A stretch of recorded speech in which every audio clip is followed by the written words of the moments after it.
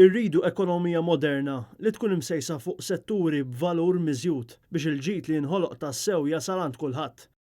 Hekk stqarr il-Viċi Kap tal-Partit Nazzjonalista David Agius waqt konferenza tal-aħbarijiet li fiha tkellmu wkoll id-deputati Ivan Bartolo u Clyde Puli fejn il-Partit Nazzjonalista tkellem dwar pjana l-irkupru ekonomiku mwiesen u b'aktar miżuri mmirati għan-nies. David Agius qal li l-Gvern naqqas fl-iskemi tal-għajnuna li ħabbar waqt il-pandemija.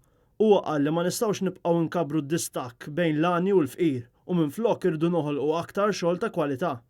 Il-Viċi Kap tal-Partit Nazzjonalista ħabbar l-ewwel setta miżuri soċjali għal familji Maltin u Għawċin li jimmiraw li jgħinu lil bosta familji tilfu l-impjieg b'inċentivi u miżuri biex ma jibqgħux jiddependu fuq il-benefiċċji u jsibu posthom lura fis-suq tax-xogħol lil familji foqra jew f'riskju tal-faqar permezz ta' għajnuniet diretti lil persuni vulnerabbli fejn jinvestu bil-kbir fl-edukazzjoni, lil pensjonanti kollha sabiex ilaħqu mal-ħajja pensjonijiet xierqa u sostenibbli, jissaħħa lil wor tal-mara fis-soċjetà tagħna bin-nisa jkunu fuq quddiem-nett biex jissoktaw il-bidliet fis-soċjetà, aktar aċċessibilità fiżika lil persuni b'diżabilità fejn titjibbilhom il-kwalità tal-ħajja, tiżdied il-mobilità soċjali għaż-żgħażagħ tagħna biex ikollna soċjetà aktar mobbli, aktar investimenti soċjali fejn jiġu mħeġġa aktar organizzazzjonijiet sabiex impenjaw ruħhom f'attivitajiet kummerċjali u tan-negozju u tnaqqis sinifikanti fil-kontijiet tad-dawl u l-ilma bi proposta biex jorsu b'50%. Nemnu żgur li waħda mill-affarijiet li dan il-pajjiż irid jimxi l-quddimija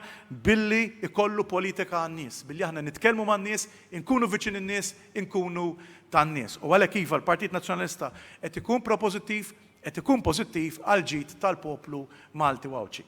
Min-naħa tiegħu Clyde Puli qal li filwaqt li l-iskejjel se jibqgħu magħluqin sal-aħħar tas-sena skolastika, skola sajf se tiftaħ fl-ewwel ta' Lulju u eluf ta' ġenituri għadhom għaddejjin b'homeschooling. Għalhekk, wieħed ma jistax jifhem għalfejn it-teleworking mhux jiġi inkoraġġit. Qed nifhmu hawnhekk kif is-setturi kollha tas-soċjetà jiġonġu flimkien. Ix-xogħol mal-edukazzjoni, l-edukazzjoni mal-well-being tal-familja, l-edukazzjoni mal-faqar bħala għodda.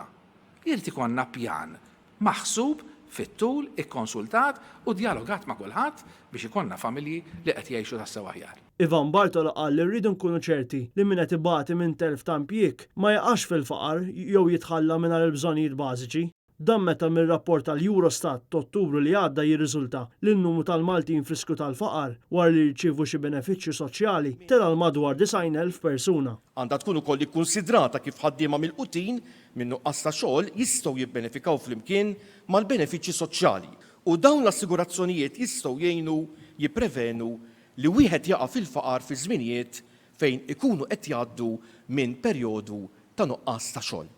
Il-proposta tal-Partit Nazzjonalista jaslu ftit tal-jiem biss wara li l-Oppożizzjoni ħabbret pjana l Malta għal wara l-pandemija tal-COVID-19.